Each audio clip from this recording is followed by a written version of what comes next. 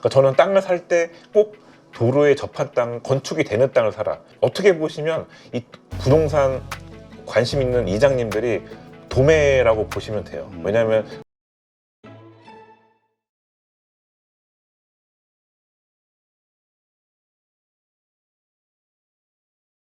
네, 오늘 모신 분은 1,000만 원이 100억 되는 땅에 투자하라 책의 저자시죠. 대박땅꾼 전은규님 모셨습니다. 안녕하세요. 네, 안녕하세요. 자, 이제 프로필을 보니까 참 흥미로운데 20대 후반에 3,000만 원으로 작은 땅을 구입해서 네. 현재는 12만 평의 토지를 보유하고 100억대 자산가가 되었다. 네네. 이렇게 되기까지 몇 년의 세월이 걸리신 겁니까? 제가 지금 벌써 40대가 됐고요. 벌써 20대 후반부터 하니까 20년이 지금 20년 흘렀습니다. 가까이 네네. 하시면서 가장 기억에 남았던 그 에피소드 같은 게 있다면 어떤 게 있었을까요? 사실 거의 초반에 투자했던 건데요. 제 고향이 충청도라서 제가 보령의 땅을 이제 보러 갔었는데 사실 그거는 이제 경매물건으로 나왔었거든요. 근데 그 땅이 기찻길 옆에 나온 땅이라서 아무도 거들떠보지 않은 땅인데 저는 역발상으로 여기는 집은 안 지어도 주변에 산업단지가 있어서 분명히 뭐 창고라든지 그런 걸로 활용할 수 있겠다 싶어서 샀는데 그게 이제 2년 뒤에 산업단지가 공장이 들어오면서 실제로 창고 지을 분이 좀 그 분한테 웃돈 주고 판 기억이 좀 재밌게, 남들이 거들떠보지 않는 거는 제가 그런 걸 좀 유심히 보는 편이거든요. 역발상 투자 네. 소위 네. 그런 쪽에 많이 하시나 보죠? 맞습니다. 알겠습니다. 한번 좀 질문을 드려볼게요. 네. 자, 일단 우리가 이 땅에 대해서 뭐 토지를 산다 뭐 이러면은 하여튼 부동산 관련해서 이게 자꾸 이렇게 잘못하면 이 투기꾼이라는 생각이 들 수 있거든요. 근데 그것도 뭐 투자이기도 하니까 투자와 투기의 차이가 있을까요? 저는 가장 큰 차이는 이제 투기는 저는 묻지마 투자, 좀 단기성으로 좀 빨리 하려고 하는 사람들이 저는 투기라고 생각하고요. 저 같은 경우는 이제 좀 계획적으로 이 지역을 공부하고 그 땅을 투자하기 위해서 제가 몇 시간 투자하는 게 아니고 며칠 몇 개월이 될 수 있고 몇 년이 걸릴 수 있고 좀 체계적으로 하고 또 투자 기간도 단기간이 아니고 최소 3년에서 5년 그렇게 좀 중장기적으로 보는 경우가 많기 때문에 저는 그게 좀 그 기간의 차이, 그리고 좀 즉흥적으로 하냐 아니면 저처럼 좀 계획적으로 하냐, 좀 그 차이가 좀 있는 것 같습니다. 네. 근데 우리가 보통 부동산 투자하면은 아파트 이렇게 주택을 생각하시는 분들이 대부분일 것 같아요. 토지 투자 잘못 사면 그 진짜 황금성이 전혀 없다 이런 얘기도 있고 그래서 많은 분들이 좀 어려워하는 것 같은데 어떻습니까? 토지 투자의 차이, 장점이라고 하면 뭐가 있을까요? 단점과. 그러니까 지금 얘기하셨다시피 사실 땅의 가장 큰 단점부터 말씀드리면 황금성이 사실 제일 문제거든요. 아파트나 오피스텔은 수요가 많기 때문에 싸게만 팔면은 이제 거의 팔리잖아요. 근데 요즘은 사실 경기가 너무 안 좋으니까 아파트도 잘 안 팔린 것 같은데, 그래도 또 땅은 좀 더 수요가 좀 적기 때문에 더 안 팔리기 때문에 그런 게 단점이지만, 그래도 좀 좋은 지역, 그래도 경기도, 서울은 워낙 땅값이 비싸니까요. 근데 경기권에 요즘 핫한 지역이 용인이거든요. 용인 이런데 하이닉스 이제 그런 발표된데 또 삼성이 들어오는데 이런데 하시면은 그래도 그런 지역은 좀 환경성은 좋은 편이니까요. 그런 지역에 하시면 좋을 것 같고, 또 아파트랑 비교해서 가장 큰 땅의 장점은, 아파트는 사실 이제 올랐다 내렸다 좀 등고락이 좀 있는데, 땅은 그래도 서서히 웬만하면 잘 떨어지지 않는 편이고, 그게 땅의 가장 큰 장점인 것 같아요. 왜냐면 공시지가는 이제 매년 거의 오르기 때문에, 그게 저는 예를 들면 주식은 좀 잘못되면은 이제 좀 이게 손실이 큰데, 땅은 남아 있잖아요. 거기다 정 안 되면 집이라도 짓고 할 수가 있기 때문에 그게 좀 땅의 매력인 것 같습니다. 그 책에서 토지 투자를 하려면 항상 삽을 들고 다녀라. 이게 뭡니까? 삽질을 해야 돼요? 예전에 이제 저도 초기 시절 에피소드인데요. 예전에 제가 그냥 땅 겉면만 보고 투자를 한 적이 있는데, 근데 그걸 알고 보니까 땅 속에 했던 예전에 기름통이, 폐기물 기름통이 있었던 거예요. 예전에 거의 주유소 부졌는데 주유소 건물은 다 헐어가지고 이제 땅만 남아 있어가지고 저는 땅 속에 사실 아무것도 없는 줄 알았죠. 근데 그걸 알고 보니까 땅 속에 폐기물들이 쌓여 있는 걸 모르고 제가 그걸 예전에 경매로 받은 적이 있었거든요. 그래서 땅값보다 오히려 폐기물 처리 비용이 더 나왔던 이제 기억이 나가지고. 그래요? 그 비용이 많이 들어요? 네, 그 폐기물 버리는 비용이, 그 일반 쓰레기면은 그렇게 많이 안 들어가는데, 그게 이제 폐기물이다 좀 안 좋은 거다 보니까 그런 게 이제 비용이 오히려 땅값보다 더 들어가서 그때부터 제가 삽을 들고 땅을 한번 팠던 기억이 납니다. 아니 근데 그 땅 몇 미터까지 파요? 꽤 깊이 좀 그래도 묻어두지 않나? 뭐 1m까지 아니고 어느 정도만 파도 어느 정도 그 윤곽이 나오니까 굳이 뭐 딱 깊이 팔 필요는 근데 없어요. 그런 일도 있을 수 있겠네요. 별의별 일이 다 있습니다. 네. 자, 어쨌든 뭐 부동산은 임장, 쉽게 얘기해서 직접 가서 눈으로 확인하자는 거잖아요. 맞습니다. 이 어떤 뭐 그 토지 임장과 관련해서 어떤 뭐 필살기 같은 게 있으세요? 저는 사실 요즘에는 손품이랑 발품이 이게 두 개가 조화가 잘 돼야 된다고 보거든요. 예전에는 그냥 무작정 발품, 그냥 땅 보러 가서 뭐 부동산 들리고 이제 그렇게 했는데 요즘은 인터넷이 워낙 잘 돼 있다 보니까 사실 인터넷 스마트폰만 보더라도 충분히 정보를 많이 캘 수 있거든요. 예를 들면은 뭐 경매 같은 경우도 경매 이제 유료 정보 이제 뭐 구독션이나 뭐 스피드 옥션, 지지 옥션 이런데 유료 가입하면은 상당히 정보가 잘 나와 있고 뭐 네이버나 카카오 맵 그런 지도도 보면 잘 돼 있고 뭐 밸류맵이나 요즘 뭐 디스코 그런 또 부동산 앱들이 너무 잘 돼 있어가지고 그런 걸 사전 조사하고 또 요즘은 그 지자체 홈페이지가 상당히 잘 돼 있거든요. 그럼 지자체 홈페이지 들어가시면 이제 2040 이제 뭐 용인이면 2040 용인 그 개발 계획을 2040년까지 어떻게 개발하겠다 그 청사진을 다 녹였기 때문에 그런 것만 잘 보고 어느 정도 마스터한 다음에 다시 땅을 보러 가면은 그 두 개 조화를 잘 만들어 보면은 좀 더 헛고생 안 하고 좀 좋은 땅을 좀 찾을 수 있을 것 같습니다. 근데 일단 첫 번째 실마리를 좀 풀어야 되잖아요. 아, 이거 괜찮아 보이는데 이 괜찮아 보이는데 조사해 볼까라는 그 첫 번째 실마리 정보는 어디에서 구하세요? 어떻게? 그러니까 저는 사실 제일 확실한 거는 전 지자체 홈페이지라고 보거든요. 지자체. 예, 아니면 언론에서 나온 이제 뭐 발표, 국가에서 어디를 개발하겠다. 최근에도 이제 최근에 지방 활성화를 위해서 최근에 이제 정부에서 오픈한 게 있거든요. 그런 식으로 지방에 어디를 투자하겠다. 그러면 그 지역 지자체의 홈페이지를 들어가면 또 자세히 나와 있거든요. 일단 그걸 먼저 검토하면은 거기에 아까 기본 계획 그런 2040 계획이나 기본 개발 계획 수립 그런 PDF 파일로 상당히 잘 돼 있습니다. 근데 그런 걸 사람들이 잘 모르기 때문에 안 들어간 뿐이지 잘만 찾아 들어가면은 그런 게 확실한 객관적 정보기 때문에 현지 부동산에서 부동산 사장님이 말하는 걸 사실 그거는 이제 100% 믿을 수는 없잖아요. 그래서 저는 초보자들은 꼭 한번 지자체 홈페이지를 해당 관심 있는 지자체 홈페이지를 꼭 들어가 보라. 그럼 홈페이지를 보고 뭘 확인하고 어떻게 아이디어를 끄집어내죠? 아까 말씀드린 예를 들면 2040 그 청사진이 나오거든요. 개발 청사도가 있어요. 청사진이. 네, 그렇죠. 그 지도로 잘 돼 있거든요. 지도랑 또 번지수까지 다 나와 있고 어디를 개발하겠다 번지수까지 자세히 나와 있거든요. 그러면 그 번지수를 이제 실제로 지도를 보는 거죠. 예를 들면 용인 같은 경우는 원산면 그 SK 하이닉스 부지가 제일 핫하거든요. 그럼 원산면 일대에 어디까지 SK 하이닉스가 들어오고 그 주변에 어디가 계획관리가 분포도가 어디고 왜냐하면 계획관리 위주로 어차피 원룸을 지을 수 있는 부지 공장 지을 수 있는 부지가 계획관리가 우선적이기 때문에 그런 분포도 용도의 분포도를 좀 확인할 수가 있거든요. 그런 식으로 먼저 확인하고 그거를 토대로 이제 현지 부동산에 가서 이 주변에 땅을 찾는 그런 그렇군요. 그러니까 먼저 개발 계획을 보고 굵직하게 하나 아이디어를 찾아내고 그 아이디어에 맞는 근처에 땅들이 있는지는 이제 현지 부동산에 가서 그리고 이제 직접 임장을 타고 다니면서 삽 하나 들고 맞습니다. 자, 지금 토지 투자하면은 요즘 가장 먼저 떠오르는 곳이 제주도라면서요. 제주도가 그렇게 땅값이 많이 올랐고 또 거기 투자한 분들이 많아서 뭐 그리고 뭐 두 집 살기 뭐 막 그래가지고 제주도에 집 사는 열풍도 좀 있긴 했었던 것 같아요. 사실 그게 이제 조금 몇 년 전 얘기고 요즘은 사실 조금 떨어졌어요. 왜냐면 너무 예전에 예전에 특히 중국인들이 왔을 때 그때가 가장 핫했었고 요즘은 코로나 이후로는 사실 조금 가라앉았거든요.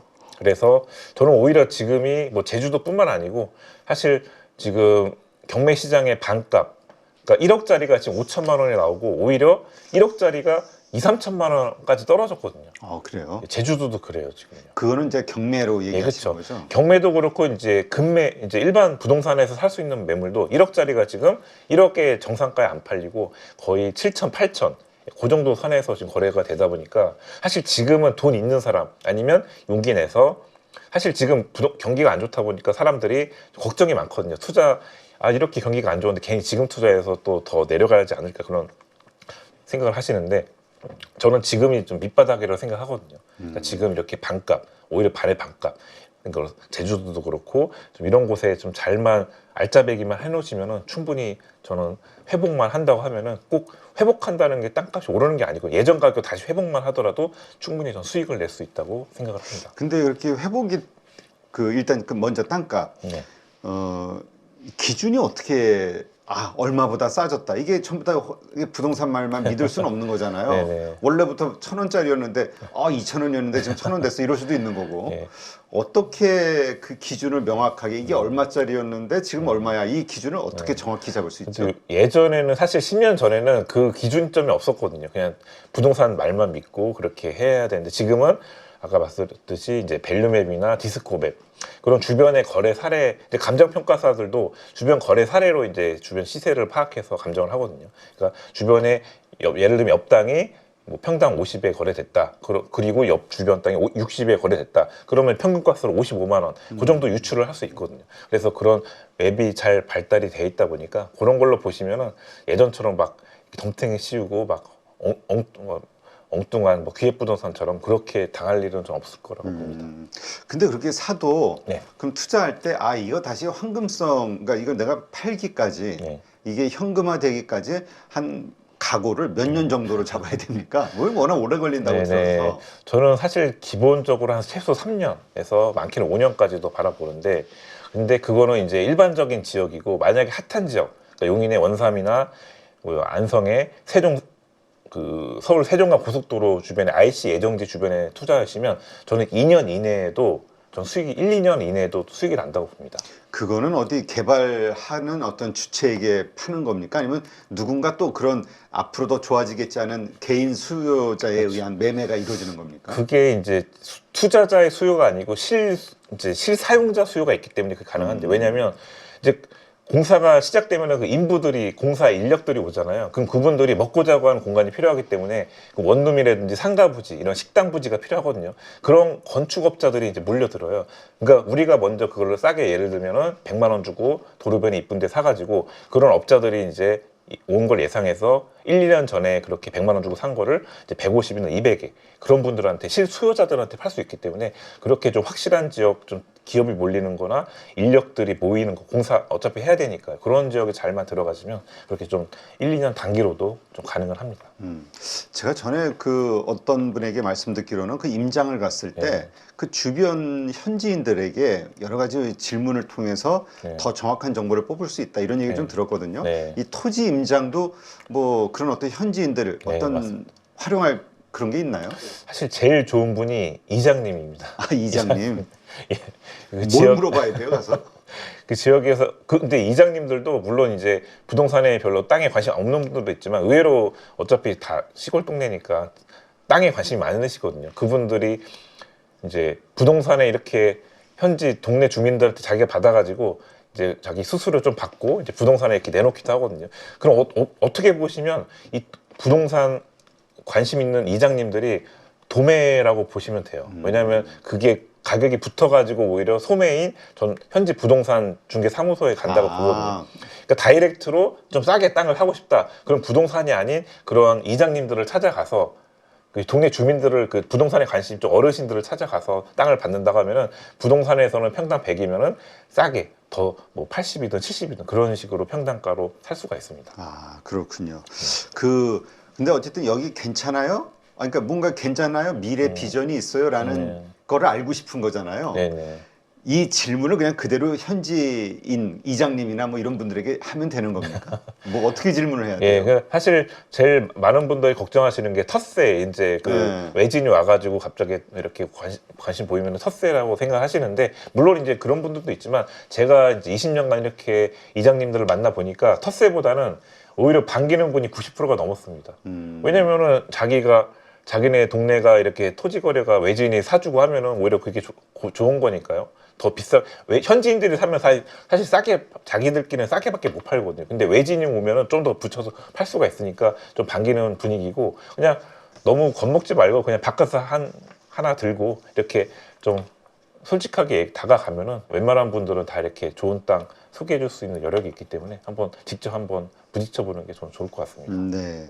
자, 토지 뭐 여러 번 해본 관심 있는 분들 이런 네. 분들은 뭐 다 아시겠지만 이제 초보가 할 때는 또 네. 조심해야 될 것들이 있겠죠. 많이 네. 어떤 것들이 특히 가장 좀 조심을 해야 될까요? 그러니까 처음 이제 땅을 이제 어느 정도 요즘 인터넷이나 이제 그런 지도를 보는 건 좋은데 현장에 갔을 때 그 현장 답사를 좀 제대로 안 하시는 분이 많습니다.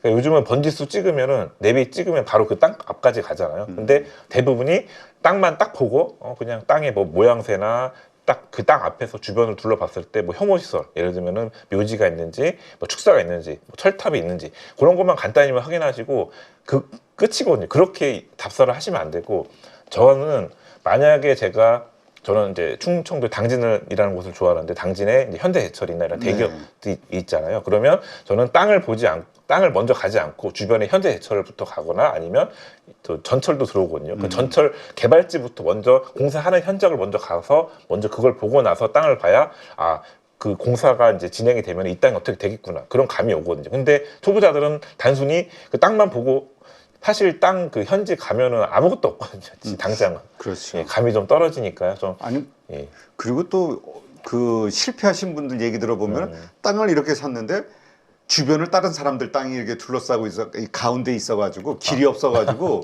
팔 수가 없다. 네. 이걸 팔려면 저 앞에 것까지 다 사야 돼가지고 팔아요. 그러니까 하여튼 뭐 여러 가지 실수하는 게 있는 것 같더라고요. 제일 위험한 맹지입니다. 맹지. 그걸 맹지라 그래요? 제가 사실 저도 이제 유튜브를 하고 있는데 제가 올린 영상 중에 맹지 영상이 조회수가 170만 조회가 나올 정도로 사람들이 맹지에 관심이 많으시더라고요. 얘기하신 대로 제가 절대 사지 말아야 될 땅이 맹지라고 생각하고, 근데 맹지도 A급 맹지가 있는데 그게 바로 국어라고 들어보셨죠? 국유지, 국어. 그 국어가 붙어 있는 맹지는 전 괜찮다고 보거든요. 나라에서 불화받거나. 네, 그렇죠. 예, 그 불화받을 수 있는 그거를 도로로 다시 만들 수가 있기 때문에 그런 거는 괜찮은데 주변에 사유지로 남의 땅으로 둘러싸여 있는 맹지는 절대 하시면은 나중에 이걸 아무리 개발지 주변에 바로 100m 앞에 개발을 하고 있더라도 그 땅이 맹지 탈출할 수 있는 여력은 좀 쉽지 않다 이렇게 보고 있습니다.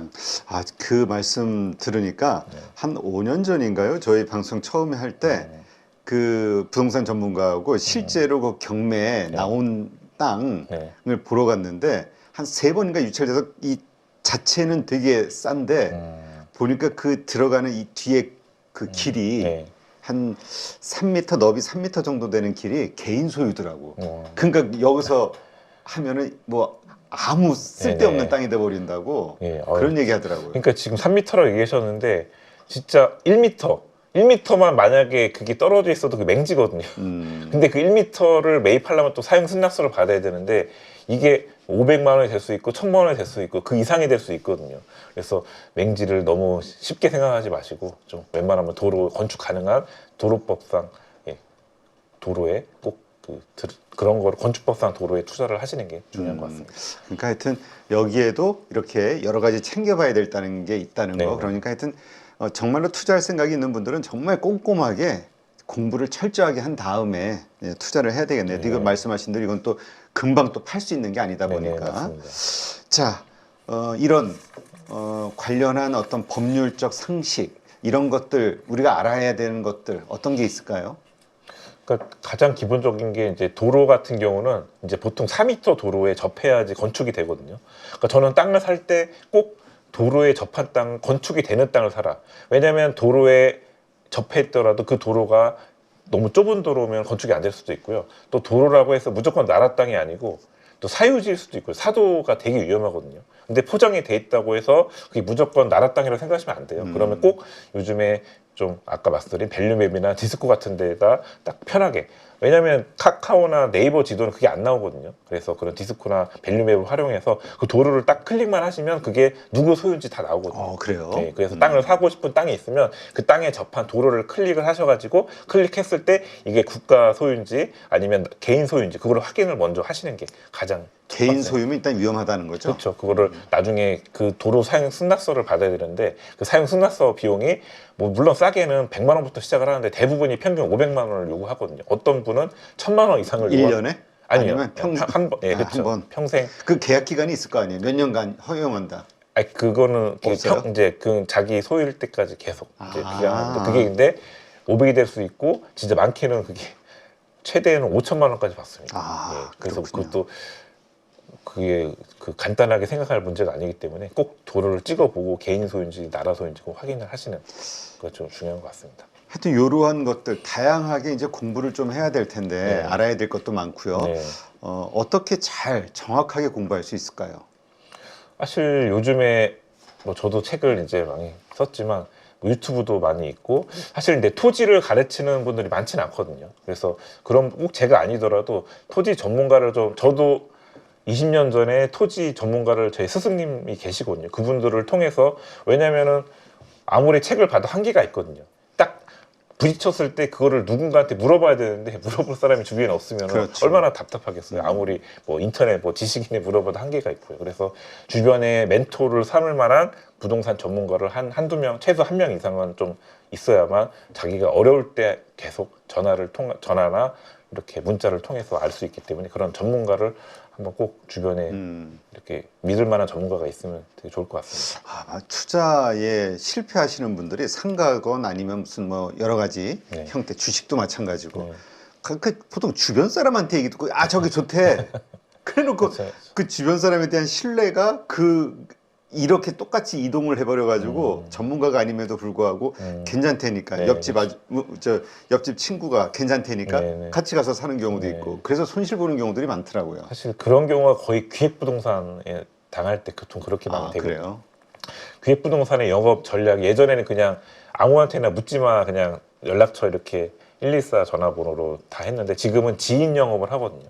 그러니까 먼저 자기가 기획부동산에 이제 등록을 해서 자기가 먼저 땅을 사요. 그리고 나서 자기가 이제 거기 세뇌당해가지고 자기 지인들한테 이제 이 땅 좋다 하니까 이 사람들은 뭐 그 기획부동산을 믿고 하는 게 아니고 그 지인 믿고 그렇죠. 하는 거잖아요. 또 금액이 뭐 그렇게 뭐 몇 억이 아니고 뭐 예를 들면 3천, 5천 이런 좀 부담 없는 금액으로 또 접근한다고 하면 더 사람들이 끌리고 당신 믿고 하겠다. 그렇게 묻지마 투자해서 저한테 이렇게 당에서 오신 상담하신 분들이 한두 명이 아니고 아직도 그런 분들이 많습니다. 그래서 그런 걸 안타깝게 좀 생각하고 꼭 주변에 전문가가 아닌데 갑자기 추천했다 그런 걸 조금 의심을 좀 하시면 좋겠습니다. 네. 근데 어떻습니까? 부동산은 일단 레버리지를 쓴다. 대출을 사용해서 하는 거다라고 보통 생각을 하기 때문에 토지는 어떻습니까? 그러니까 일반적으로 좀 땅이 아쉬운 게 사실 대출이 많이 안 나옵니다. 그래요? 예, 그래서 일반적인 물건은 이제 50%가 보통이고요. 근데 경매를 통해서, 토지 경매를 통해서는 최대 80%에서 90%까지 나오기 때문에 저는 토지 경매를 지금 많이 추천드리고 있습니다. 근데 부동산은 보통 보유세 같은 게 많이 나오잖아요. 우리 집 같은 경우는. 그렇죠. 그러니까 여기 토지와 관련해서도 어떤 뭐 나오는 세금이 있나요? 다행히 이제 토지 보유세는 얼마 안 나옵니다. 뭐 취득세는 이제 3.4%고요. 보통 보유세는 거의 공시지가 기준으로 매겨버리기 때문에 예를 들면 자기가 1억짜리 땅을 샀는데 1년에 내는 세금은 거의 뭐 10,000원 될 그 정도 1년 내는 세금이. 그러니까 보유세는 의미가 없고요. 나중에 이제 양도세가 문제인데 세금이 이제 2년 이내에 팔면은 50% 이상의 중과세가 나오기 때문에 꼭 2년 이상 보유하시고 그러면 16%에서 뭐 30%까지 그렇게 차등돼서 나오고요. 또 추천드리는 거는 3년 차부터는 장기 보유 특별 공제라는 제도가 토지 시장에 있거든요. 그렇게 좀 오래 갖고 있으면 갖고 있는 3년 이상 가지고 있으면 되네요. 예. 그러면 좀 세금이 조금씩 절세되고 하니까 좀 그런 거 알아보시고 또 사실 팁을 하나 드리면 그러니까 법인으로 사는 방법이 있습니다. 물론 일반 법인은 이제 농지를 사지 못하거든요. 그냥 임야나 대지를 사는 법이 있는데 근데 농지를 꼭 사고 싶다. 그러면은 이제 건축 행위를 허가를 받고 농지를 살 수 있는 그런 또 팁이 있으니까요. 그래야지 나중에 세금을 낼 때 일반적인 개인이 샀을 때는 뭐 40%까지 내야 되는데 법인세는 20%에서 거의 절반 정도 줄이기 때문에 그런 법인을 활용하시는 그런 방법도 한번 생각해 보시기 바랍니다. 네. 아까 그 대출 받을 때 50%까지는 된다고 하셨는데 근데 그거는 만약에 내가 새로 살 때 그 사는 가격의 계약서를 바탕으로 50%까지 되는 것인지 아니면 공시지가는 원래 매매가하고 좀 차이가 많이 나잖아요. 그렇죠. 오르든 내리든. 어떤 걸 기준입니까? 보통 시세 기준으로 그러니까 계약서상에 계약서상에 1억이면은 1억 기준으로 이제 5천만 원이 이제 50% 이런 식으로 나옵니다.